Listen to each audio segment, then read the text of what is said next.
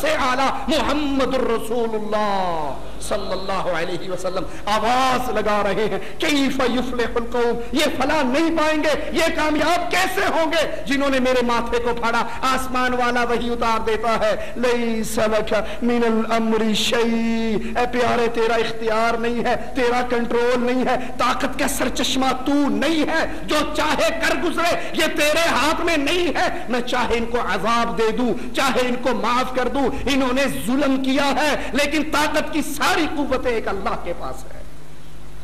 نبی نے اپنے حمزہ چچا کے کٹے پھٹے لاشے کو دیکھا، تڑپ اٹھے، آنکھوں سے آنسو بہہ گئے۔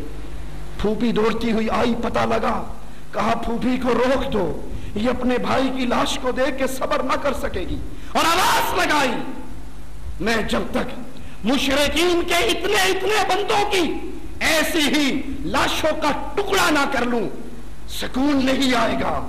کون کہہ رہا ہے؟ محمد رسول اللہ۔ جب تک میں مشرکوں کے اتنے بندوں کو مار کر ان کی لاشوں کے ٹکڑے نہ کروں مجھے سکون نہیں آئے گا۔ عرش والا وہی اتار دیتا ہے نبی جتنی کوئی زیادتی کرے صرف اتنی کر سکتے ہو زیادہ۔ طاقت کی ساری قوتیں اللہ کے پاس، سرچشمہ عوام نہیں۔ یہ جمہوریت ہے جو کفر ہے، اللہ کی حاکمیت میں شرک ہے، عوام کو اللہ کا شریک بنایا گیا ہے، عوام جو چاہے کر گزرے۔ ارے یہاں تو نبیوں کی نہیں چلتی۔ میرے نبی نے کہا صلی اللہ علیہ وسلم آج کے بعد شہد نہیں کھاؤں گا۔ یہ تو نہیں کہا کہ حرام ہو گیا شہد تم بھی نہ کھانا، میں نہیں کھاؤں گا۔ میری بیویوں نے کہا منہ سے بو آتی ہے، میں نہیں کھاؤں گا۔ اللہ نے قرآن اتار دیا، اے نبی اس کو حرام کرتا ہے جس کو اللہ نے حلال کیا ہے۔ تبتغی مرضات ازواجک، بیویوں کو راضی کرتا ہے۔ تو ہوتا کون ہے اس کو حرام کہنے والا؟ اپنے اوپر حرام کرنے والا کون؟ میں نے حلال کیا ہے۔ اسی لیے مالک کا قرآن کہتا ہے اگر ہمارا نبی اپنی مرضی سے کوئی بات ہمارے ذمہ لگا دے ہم اس کو دائیں ہاتھ سے پکڑ لیں۔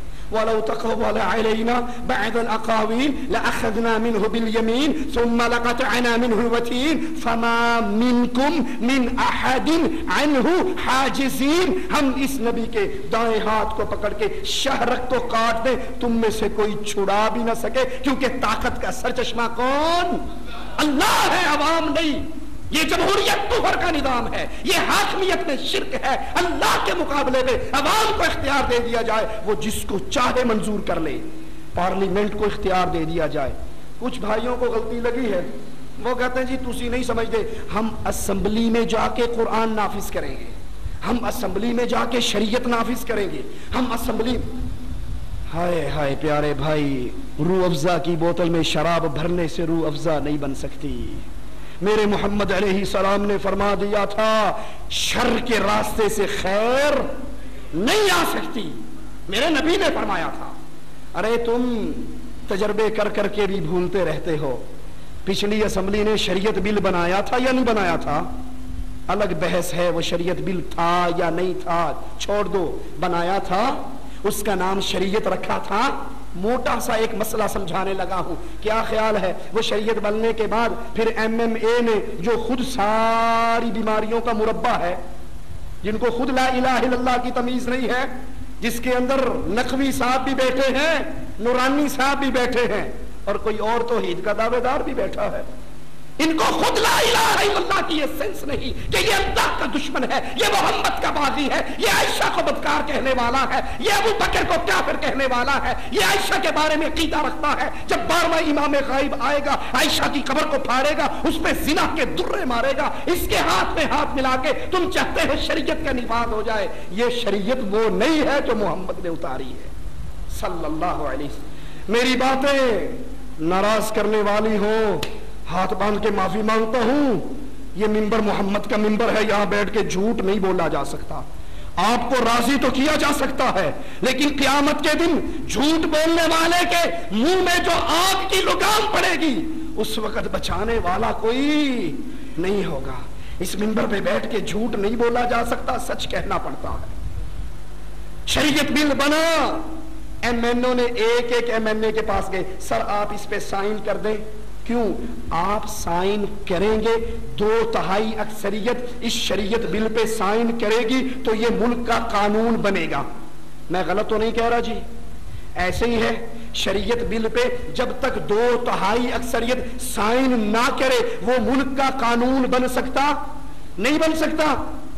2/3 اکثریت نے سائن نہیں کی، قرآن ملک میں نافذ ہو سکا؟ اب اللہ کا واسطہ دے کر پوچھتا ہوں، جس MNA کی قلم میں یہ طاقت مان لی جائے یہ پاس کرے گا، قرآن قرآن کہلائے گا، یہ فیل کرے گا، قرآن قانون نہیں کہلائے گا، رب محمد کا واسطہ ہے بتاؤ یہ قلم والا مسلمان ہے؟ جس کی قلم میں یہ طاقت مان لی جائے کہ یہ 2/3 اکثریت سائن کرے تو قرآن قانون بنے، اور اگر یہ ٹھوکر مار دے تو قرآن قانون، ارے قرآن کے بیان کردہ قانون کو اگر محمد بھی نہ مانے تو رب اس کو بھی روکتا ہے، شہد کو حرام کرنے والے کیسے کرتا ہے؟ حاکمیت کی توحید کو سمجھیے، حاکم اعلیٰ صرف اللہ ہے، کوئی پارلیمنٹ، کوئی قومی اسمبلی اس کو یہ اختیار نہیں، اس کو یہ حق نہیں وہ اللہ کی شریعت کے مقابلے پہ شریعت سازی کرے۔ آپ نے سنا یا نہیں سنا؟ قاتل کی سزا کو سزائے موت میں بدلا گیا۔ ارے محمد کے پاس آئے تھے لوگ صلی اللہ علیہ وسلم، کہا تھا یہ فاطمہ اونچے خاندان کی ہے، اس نے چوری کر لی ہے، اس کا ہاتھ نہ کاٹو، اس کے بدلے میں کچھ جزیہ، کوئی ٹیکس، کوئی پیسہ لے کے اس کی جان چھوڑ دو۔ نبی نے منبر منگوایا، منبر پہ چڑھے اور کہا اس فاطمہ کی سفارش کرنے والوں سنو، اللہ کی قسم آج فاطمہ بنت محمد چوری کرتی لقطعت یدہا، محمد اس کے ہاتھ کو بھی کاٹ ڈالتے۔ یہ اللہ کی شریعت میں تبدیلی کرنے کا حق کس کو ہے؟ حاکمیت اللہ کی ہے۔ جب اللہ کی حاکمیت وہ وحدہ لا شریک ہے اپنی حاکمیت میں تو عوام اس کے شریک نہیں بن سکتے، لہذا اس کفر کی جمہوریت کے نظام سے الگ ہو جائیے، اس میں شرکت نہ کیجیے۔ یہ بڑی بھولی ہوئی بات ہے، بڑی بھولی ہوئی بات ہے کہ ہم اسمبلیوں میں جا کے اسلام لے آئیں گے، جب اس قانون کا حصہ بنیں گے، جب آپ حلف اٹھائیں گے آپ کو یہ حلف اٹھانا پڑے گا کہ میں ملک کے آئین کا پابند ہوں، اور آئین یہ آواز دے دے کر کہے گا کہ سود قرآن